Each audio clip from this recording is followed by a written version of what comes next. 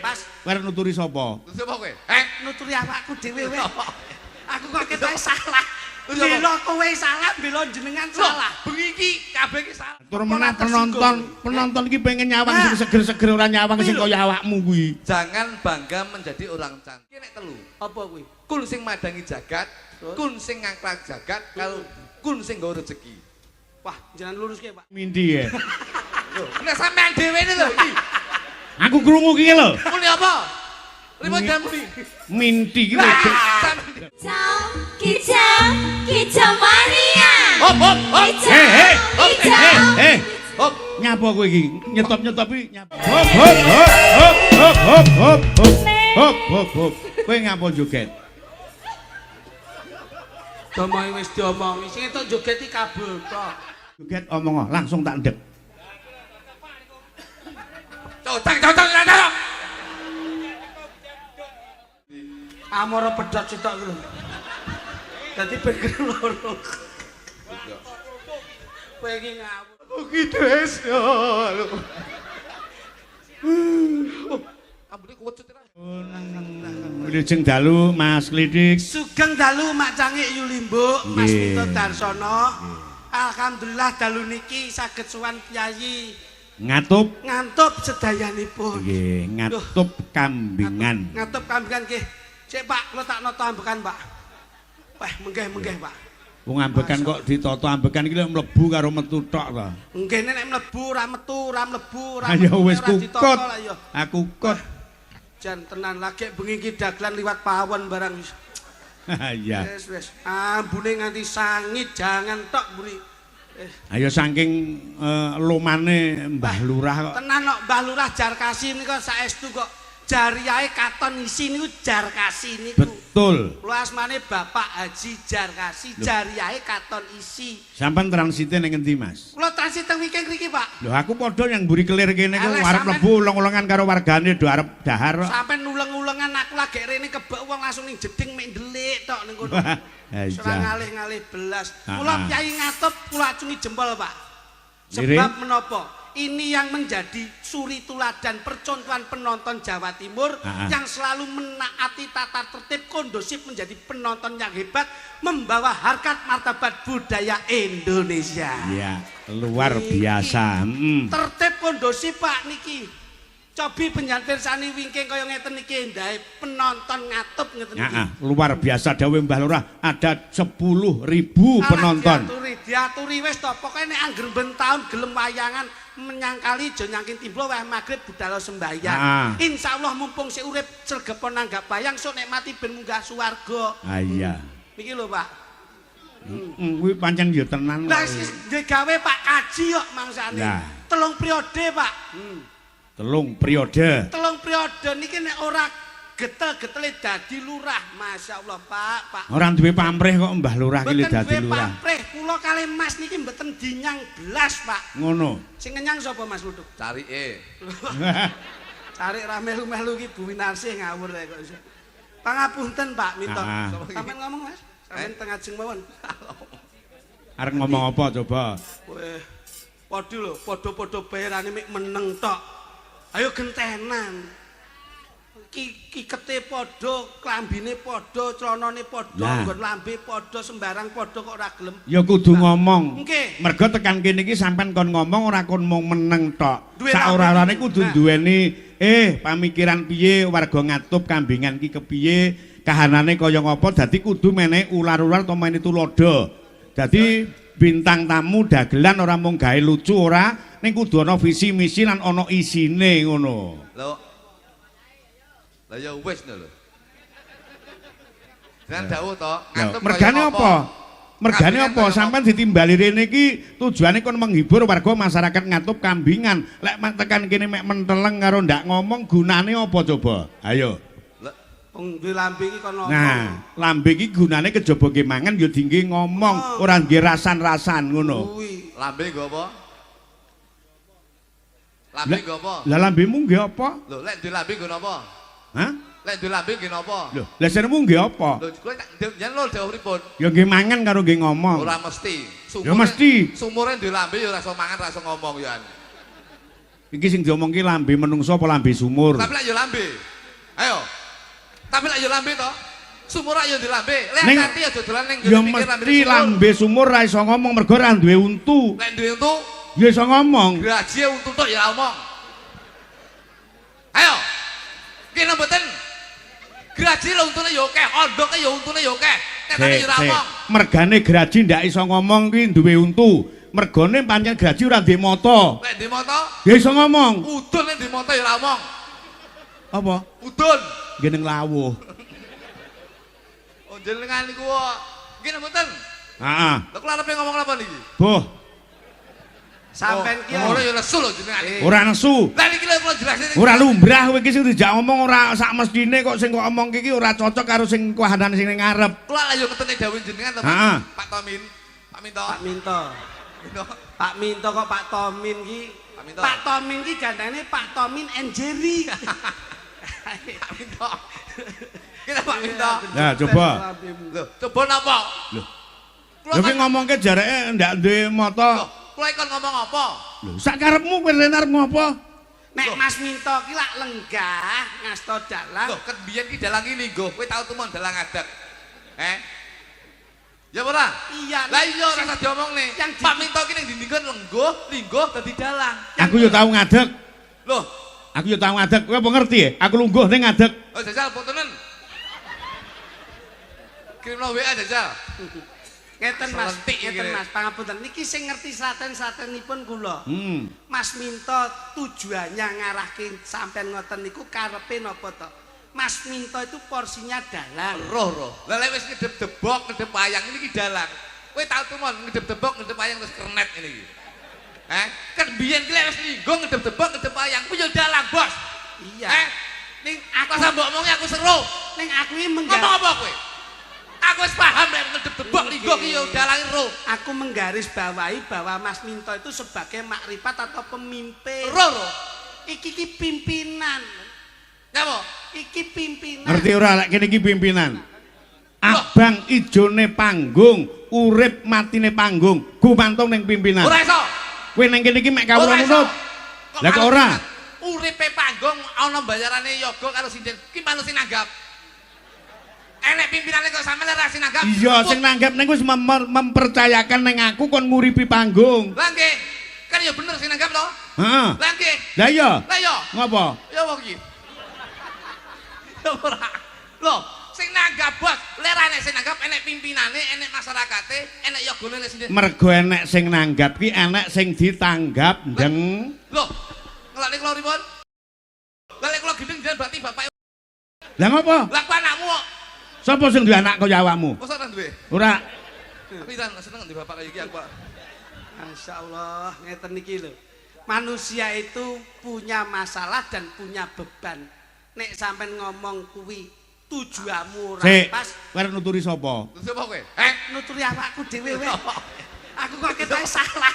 Bela kowe salah, bela jenengan salah. Bengi iki kabeh iki salah. Wis ora nek bela-belanan iki mengko. Ra. Golek dhewe-dhewe. Ya, urip dhewe-dhewe. Ngerti, mergo dhewe-dhewe wong anggarane ya dhewe-dhewe. Iya. Wis pokoke dhewe-dhewe ndak kena melu-melu iki kok. Wis. Sampean karo aku nyambut gawe, kuwi mbok ya rada welas sithik. Napa Mas? Ning kene iki nunut lho. Nah, kuwi rungokno kupingmu ning kene iki nunut. Tak kandhani. Wong mikir ra nggawa lho kowe iki rene. Iki ku dhewe, Bos. Kok dengaren dhek iki ra nggawa? Loh. Ngawur sampe iki. Dhek iki ra nggawa ngono. Iki lho mik nggawa dhewe. Nek tukang son nunut tekmu. Ngono lho. Aduh. Niki pun kula omongi, Mas, nek nyambut gawe nderekke sinten mawon, kuwi nata etika, attitude, sopan Nah, kuwi santun, dirungokke. subasita, Nah, adat kuwi lho. timuran sing wis lumaku. Iya, iya.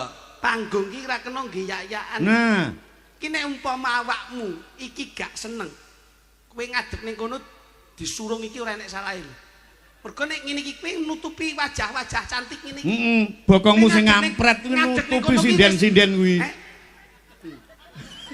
Nggih. Bokongmu sing ngampret lho. Ya ya nek musim mok. Lah nusuwa. Gak nyen yo ngampret. Lah iya. Terus sewu Pak Minto. Heeh. Kula niki ping ngluruske. Sampeyan nek ngadeg Mbok lulus apa nek bengkong pe kok. Loh. Maksudnya ki menjelaskan dalam etika panggung iki. Nah, kuwi dirungokke. Sampai nek ngadeg teng mriki ora izin karo adik-adik sing cantik ini iki. Ini juga perlu ekspresi lho. Nyawang madhep rono dipirsani wajahe cantik terus mbok tutupi bokongmu nih. Nah, tur menah penonton iki pengen nyawang sing seger-seger ora nyawang sing kaya awakmu kuwi. Jangan bangga menjadi orang cantik. Lah kenapa? Karena kita tahu bahwa kecantikan itu hanya sementara. Loh. Kok bisa kamu mengatakan gitu? Oke, iki sik umure sik 20 tahun, 20 tahun, 30 tahun. Tapi ingatlah bahwa kecantikanmu itu sementara, itu hanya sementara. Loh, sok ben ilingo lek wis 70 tahun ke atas, wis samu barangmu dledek, Mas. Raga suda rupa sirna. Sirna. Loh, ketoke ayu saikmu, pipimu nduren sajuring, sik nom. Ketok cimplis. Sok ben lek 70 tahun, pipimu wis dledek misal. Loh. Kowe ngene iki sik ayu-ayu dhewe wedak sik klet bos. Sik apik sik pantes, dhewe wedak sembarang yo cocok. Ning sok belek wis umur 70 tahun, mbok wedaki seraklet bluk kabeh kowe. Lho, undakmu sik kenceng. Sik nraju Mas. Sok belek wis tuwek melorot, Pak. Jadi jangan bangga menjadi orang cantik. Bangkeane nawon kemis. Sok belek wis umur 75 tahun ke atas, dledek Mas. Payudaramu ki sik apik saiki mu. Payudara ki apa? Aku ora mudeng apa? Iki lho. Oh, ora ngerti payudara ki ora ngerti. Mesti bocah-bocah ki duwe sampingan dodol doro ngono to. Doro dasmu. Lho, dorone payu kuwi. Payudara. Lah iya, nggawa Lah doro iya, payu. kejaba nyinden kuwi karepmu niki dorone iki wis payu. Nah, Pak Minto, iki tak basane sing halus lho. Payudara iki lho Pak Minto. Lah iya, dodol doro wis payu. Susu. Oh. Iki lho. Oh, susu. Susu. Penalus tet. Nah, kuwi nek kesusut berarti Ketetek. Sik apik. Iya. Sik nyengkir gading Pak Minto. Umurmu sik 30 tahun. Ning iki kok sok belek umurmu 75 tahun. Payudaramu wis melorot. Kowe kok iso jelas kaya ngono iki sing mbok ngerteni nek sapa? Bojoku Pak Minto. Heh? Bojoku wis 75 tahun iki ndodek tas resik Indomaret lho. Melakun mak pok. astagfirullah. Pangapunten. Ning ning pasar sampean mak pok ngene.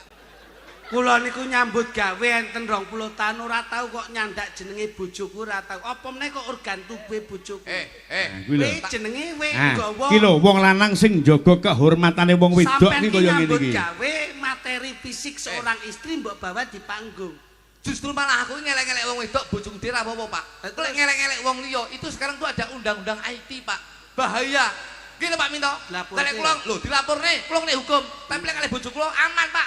Wah, bojoku tak elek-elek ngene iki, ketok ndelok streaming dalu niki to. Nggih. Kowe ngeloni aku mah bengi lho. Kowe kok ngomong bojomu kok elek-elek apa bojomu ki ayu? Loh. Bojone ayu dhewe, Pak. Ayu dhewe bojone. Sampan kira karo Pak Minto. Bojoku ayu dhewe lho Pak Minto. Kuwi lho. Ayu dhewe. Ayu dhewe. Mulane ra tau dijak tenggene wong-wong ngeten. Lah, kok ora tau dijak? Lho, kula tak ajak ning kene ketok elek, Pak. Lho. Lah nyapa? Ayune iki lek dhewe lho, Pak. Oh, nek ayu dhewe ngono kae. Dhewe ayu lek kumpul kene iki ketok elek bojoku. Tapi ngene iki lho. Tapi enak. Cintailah istri. Pak Minto, pangapunten. Wong wedok ki padha karo desa. Loh, desa wong wedok karo desa gundulmu. Wong wedok ki dhewe, desa ya dhewe. Desa ki lak dinggoni piyayu keh. Pondene desa ki nek digawe apik ya iso apik, digawe elek iso elek. Mergo bumi pertiwi sing dipanggoni sing ngetokke ulu pametu para kaum tetani. Kuwi manut saka niat kajate para hambane Gusti Allah. Kowe roh bumi. Bumi yo ngerti to? Bumi iki manggone ning ndi? Bumi yo ning kene iki. Salah. Lho, bumi iki manggone Tegalan. Kok iso ki lho? Bumi iki yen ditanduri tebu bakal semi. Lho. Mulane lemah ki beda-beda jenenge, Mas. Bumi Bantala, lemah, siti. Enek dhewe-dhewe. Nek bumi iki manggone Tegalan. Mergo ditanduri tebu mesti bakal semi. Lho.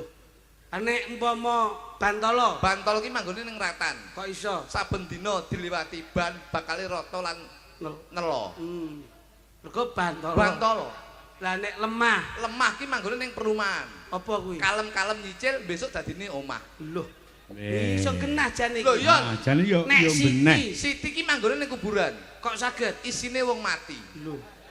Dadi ki beda lemah beda jeneng, Bos. Lah kowe sebabe nyapa wong mati kek diujurke ngalor. Ngalor ki mergo wis hukume adat awake dhewe Mbah Marang Gusti Kang Arya Jagat Kuwi yo tetep dijulke ngalor. Kakean ketoke tuwek sampean ning ilmumu cethek kuwi. Nah. Lah nyapa sebabe? Nyapa wong mati dijulke ngalor? Sebabe? Engko nek ngidul jagongan. Jagongan. Nesu to. Mai tok Sik. jagongan.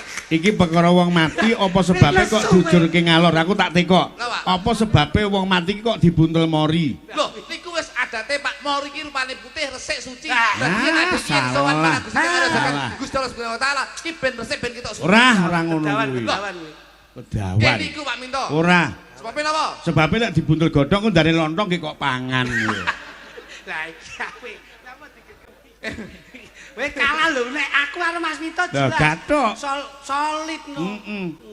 Ayo. Apa? Lho ngapa kowe? Nyapa sebabe mayit kae kok ditaleni karo kain mori. Ya pancen syariate agama kudu kaya ngono kuwi ditalani nganggo mori tali telu. Nah, ya wis bener to. Gak enek engkelan blas argumentasi apa ngono to? Kayak pancen bener kok. Tegese iki telu, Pak. Telu kuwi tegese Telu ki tekan ajale awake dhewe, mulyane awake ning alam donya sok ben bisa mulya ana ing akhirat. amin. Lu ki tegese luar biasa. Dadi menungso sing luar biasa ning donya, ya dadi wong sing luar biasa besok bakal sowan ana ing Gusti Kang Arya Jagat. Amin. Mulane desa Kambingan menika, Pak. Niki wis dadi tolak ukur, Pak. Desa Kambingan dusun Ngantuk. Ngantuk. Ngantuk. Ngatup. Nah, ngatup, Pak. Menika saka tembung nu sewu, Pak. Ngatup menika saka tembung ngajine ora bakal ditutup. Dadi warga masyarakat ngatup menika seneng ngaji, seneng maos ayat-ayat suci Al-Qur'an. Ora kowe kok ngerti jeblosan pondok ngendi? Kula niku teng pondok pesantren riyen dangu. Teng kene Tebireng dangu. Sing terakhir niku teng pondok Ramadan, Pak. Kula niku saulan teng mriku alhamdulillah pun pondok Layakno rupamu ya tajil. Pondok ki Tebireng Lirboyo ngono apa Kula teng Lirboyo ya 2 wulan, Pak, 2 wulan. Lho. Paklasan terus pindah ning sepi, pindah teng kene Tebireng 2 wulan. Lho, Sepi terus teng Ploso 2 wulan, Pak. Lho nyantri kok sepi ki apa to? Bakul silat aku kok. Aduh. Ah, Mas Didik. Nyantri ki dawuh. Ah, dawe Bapak Kades ndung jeleng dangdut, ndung jeleng Lho, nggih lho. Hah? Nggih lho, Pak. Iya. Oh, nggih lho. Pak Lurah niki Lah, Pak Lurah niki senajan to Bapak nasional, Pak. Sinaosa Bapak kaji. Heeh. Neng beliaunya tuh jiwanya tuh tetap remen kalian budaya, Pak. amin. Wayang ya seneng, dangdut ya seneng, campur sari ya seneng, keroncong ya seneng. Sedaya remen. Iki sing dalani beliaunya tuh jiwanya nasionalisme. Pak. Kula Betul. didongake Lah. iso dadi kaji sing makbrul. Loh, saestu, Pak. Niki ajeng Contoh. kula. Loh, Contoh, dilukas kula mulon, Pak. wong ki Alhamdulillah. manusia wajibnya mengangkat tangan biar sisanya Allah yang turun Nggih, tangan. nggih. Tembungnya apa? Fafiru ilallah, dikembalikan kepada Allah. Nek kun payakun atimu kuwi niat insyaallah orang golek ragat mesti entuk hidayah budal ngulon. Kok kun fayakun roh ya kun kowe. Lho, kun payakun ki nawaitumu niatmu kuwi lho. Kun fayakun nek pira? Ayo satu nggih to, Mas. Ngono. Kun fayakun ki nek 3. Kun payakun kok telu ki apa kuwi? Kun ki nek 3. Apa kuwi? Kun sing madangi jagat, Terus? kun sing ngangkat jagat, kalau kun sing nggawa rezeki. Wah, jangan luruske, Pak, niki, Pak. Sik. Oleh ilmu ini pedhot Mas aku, Mas. Kun enek telu. Enek 3. Kun sing madangi jagat. Kun sing madangi jagat iki kunang-kunang. Ngalor ngidul murup lip-lip kuwi madangi jagat. Kuwi ya. Lho iya Ciptaaning Gusti Allah. Iya. Kun sing madangi jagat kuwi kunang-kunang. Loro. Apa? Kun sing ngangklang jagat. Kun sing ngangklang jagat kuwi kuntul. Ngangklang jagat mibro saka sawah kene pindah sawah kaon. Iya. Ya ora? Kun sing angka 3 gawa barokah. Kuwi kundangan. Budal selamatan mulih gawa berkat. Tapi hati-hati enek kun sing gawa cilaka. Apa kuwi, Mas? Kunduran truk kuwi hati-hati kuwi. Kuwi mesti bongko kuwi biasa. Iya. Kun sing medeni anakmu enek. Apa? Kuntilanak. Lambemu kok kuntilanak. Kuwi enek kun 5 ya an. Kun sing kowe ra iso omong. Apa? Kunci canggemmu. Omong kok anggere jebles wae. Tapi ada realita. Iya bener. Aku kalah nih. Pak Milo. Hah? Ayo. Aminor. Iki dongeng. Nah, ya, kaya ngapa? Wes kadung macang ini iki. Iso ora? So. Wah, jan mugi-mugi sedaya sehat ya, Pak, Bu. Semoga-moga kabeh doke bilane cedhake rezekine. Kula niku lek ndongakne biasane ngeten iki saestu, ora mandi kula. Ora mandi lek ndongakne awakku dhewe, tapi lek ndongakne wong mandi aku. Dahar ki biasane wong nek yayu ora entek. Kuwi malah justru turane ke tak goleki tak entekne. Gragas kowe. Lho. Kok gragas kowe to? Kowe ora ngerti sing didahar sing ora telas kuwi biasane sok barokahe kuwi. Ngono aku ki nek tanggapane ndi tak lumbuhke. Turane wong tak openi. Kowe ngawur. Lek turane kluthuk sapa doyan turan kirek? Iki Pak. Doyan aku. Wong aku ning pakan kucing tak pangan kok. Gendeng kok mbok adahi lodong, berarti kok gurih aku iki. Lah kok tipe coklat-coklat bunder-bunder Pak makan kucing. Lah mripatmu ra mbok sawang. Gurih ya. Wong mara ning omah lho, wong jelas pakan kucing tak tumpake nggon meja. Kok mbok adahi lodong ya. Lah tak adahi lodong, lah kok dipangan to. Karepe isu-isu keluwen aku lho. Iki apa to Dik? Kok iso gurih meneh apa iki? Nah dikira jajan anu kok. Dikira jajane kirani. Nah, tak ngerti pakan kucing Persia. Wangan. Saged to? Iso. Duceng-duceng. Aminur Mas. Mau ning mburimu kaya rawon karo bakso. Kene ya sate. Ning kene sate. Pak Lurah ki delok nun sewu Pak Minto. Bodo ki ya hari pertama. Pak Lurah. Kowe ora ngerti to? Hari pertama ki sate guling. Hari kedua soto. Hari ketiga bakso. Tur unjukane pantas seprit gak enek enteke. kuwi lebaran. Nggih, Pak. Wah, luar biasa. Niki wae pantas seprit nggih mboten enek enteke. Pantas seprit. Bojo ki pantas seprit mek dienggo sikatan tok ngono kira.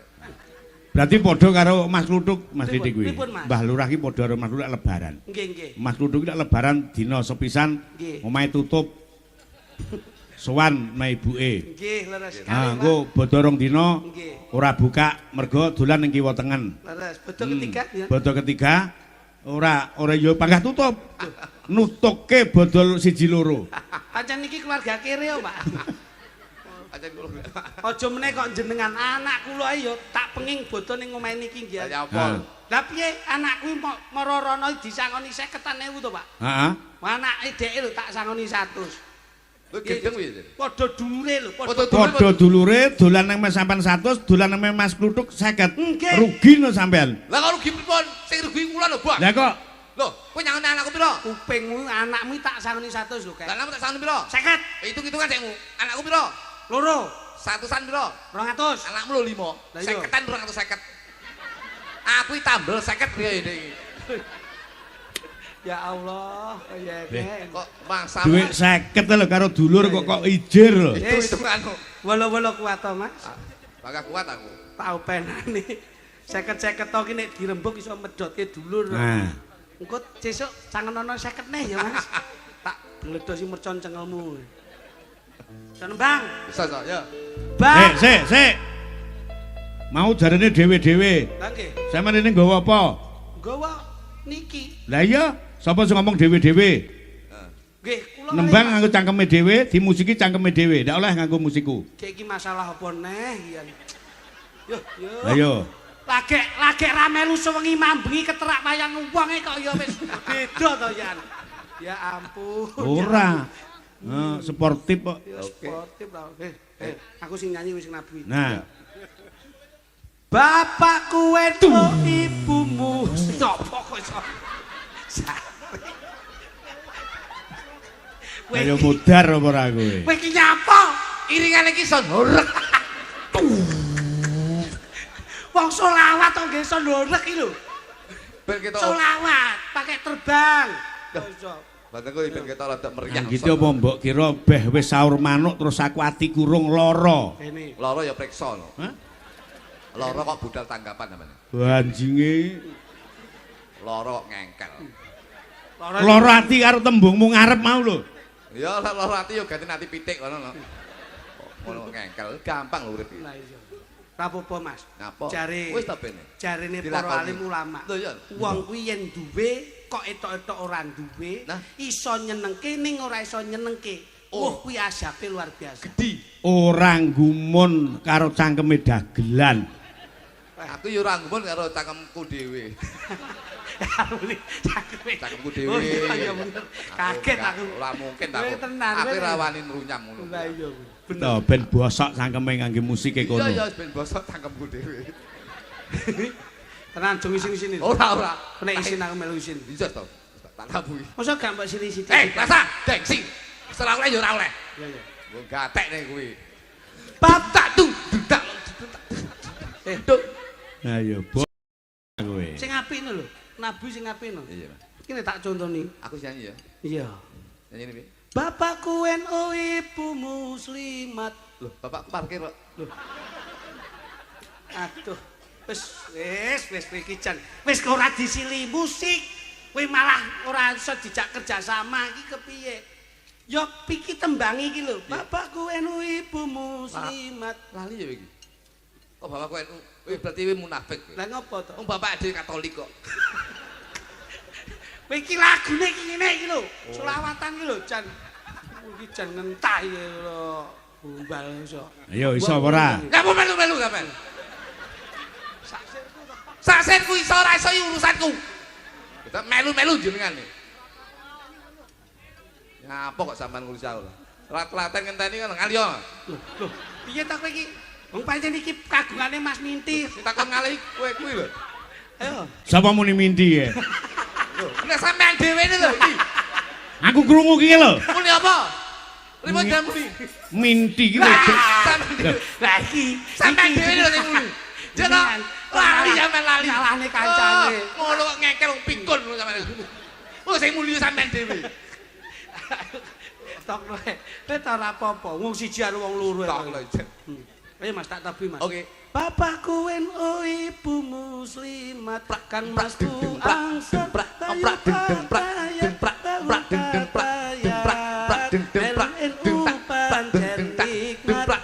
deng ngalong itu nggawa berkah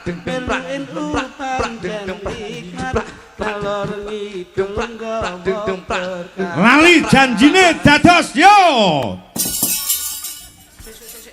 Dadalah, yogone mangan kabeh. Biasa ra kowe, ayo. Ayo. Selehno. Ayo. Awake dhewe ra nggawa gamelan. Ayo gayeng di karo gamelan cangkem. Ayo.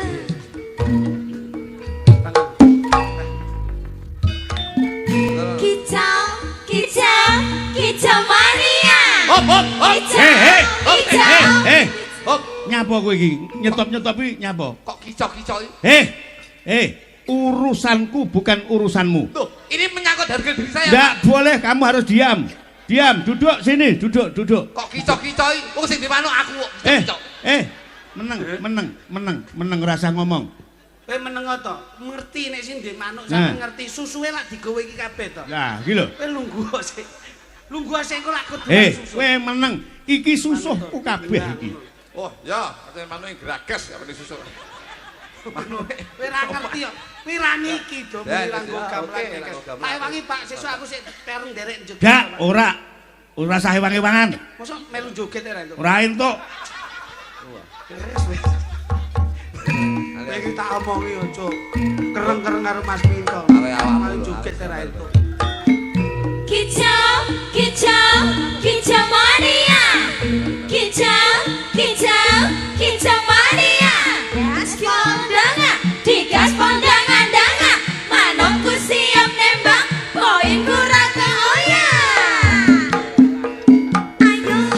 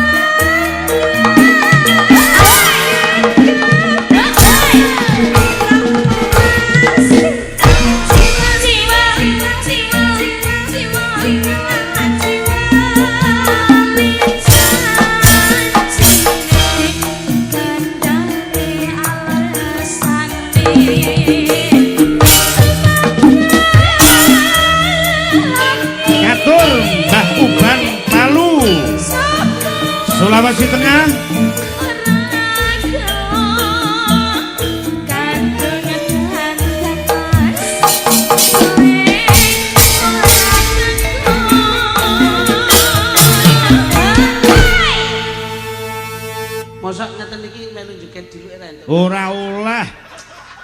Wis pokoke bengi iki ndek enek dagelan joget. Nembang yo ngangge cangkeme dhewe, musike dhewe. Ayo mudhun iki. Loh. Ora genep kok. Apa meneh kluthuk wis pokoke ndak oleh. Mosok ngewangi ngendang mboten itu. Mboten oleh. Lah apa-apa. Layakno tim sukses ning ngono kabeh. Hop hop hop hop hop hop hop hop hop hop hop hop. Kowe ngapa joget? Domoe wis diomongi, sing entuk joget iki kabul tok. Bas ibis nunut-nunut joget. Ngono lho, joget iki ndelik ning ngesor kok piye ngono. Wis iki ya penak. Makane sesuk itu kok gamelan ra ketong kenong tok sitok ngono. Ya. Dagelan sing dilumpukno mek pancing tok. Oleh iwak ya sampean yo melu dahar ya. Lo ngengkel ya. Mulai nek ngelok ning tak wehi ngono iki lagu nampa ngono. Nyatane yo dimasak yo enak. Matur suwun Mas Luduk. Boh. Hah?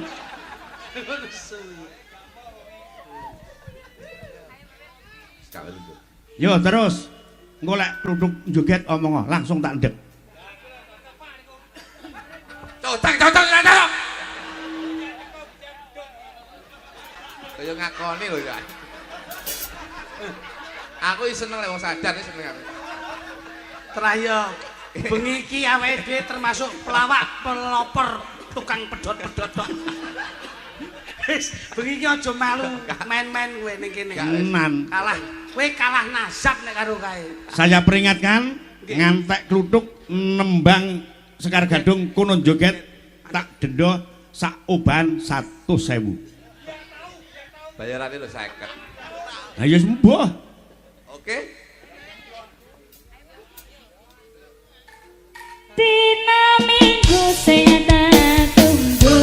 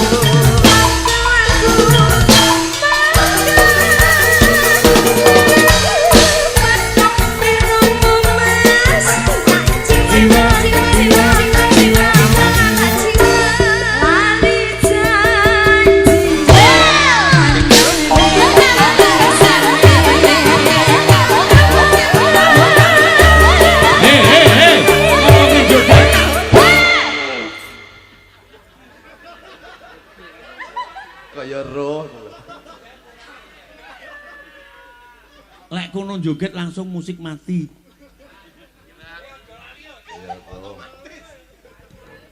Yo, lanjut. Bahasan joget temu sing entuk kabul tok ngene. Pancen iki rombongan kabul.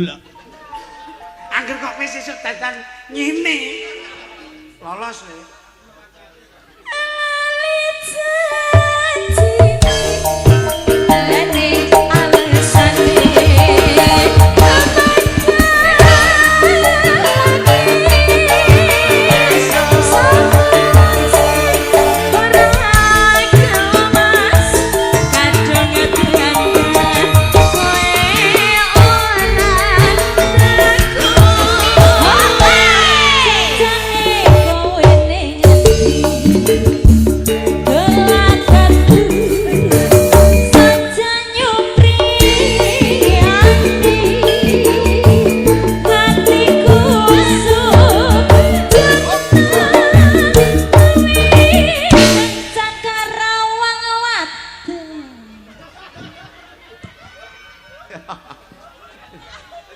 Kowe iki ra nggawa grup domengi manut ae to. Anu. Kene tak golekne. Kowe nek joget mesti ra dindek. Joget. Nanti Amara pedhot sitok ku lho. Dadi pikir loro. Kowe iki ngawur wae iso. Anggere kono ora wani ngendhek Mas. Lah ning ngendhek iki ketuane iki kok. Wis tak urung iki mo. Dereng langsung to. Dintekke ya. Gawe kelo. Nyapa kowe dadak melu-melu iki? Kowe kencan karawan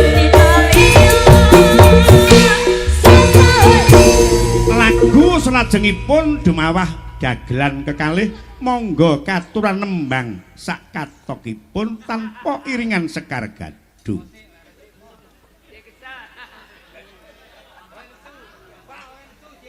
Yo monggo. Gah. Heh? Kowe rene iki ditanggap lho. Ora mbok iwaki kok.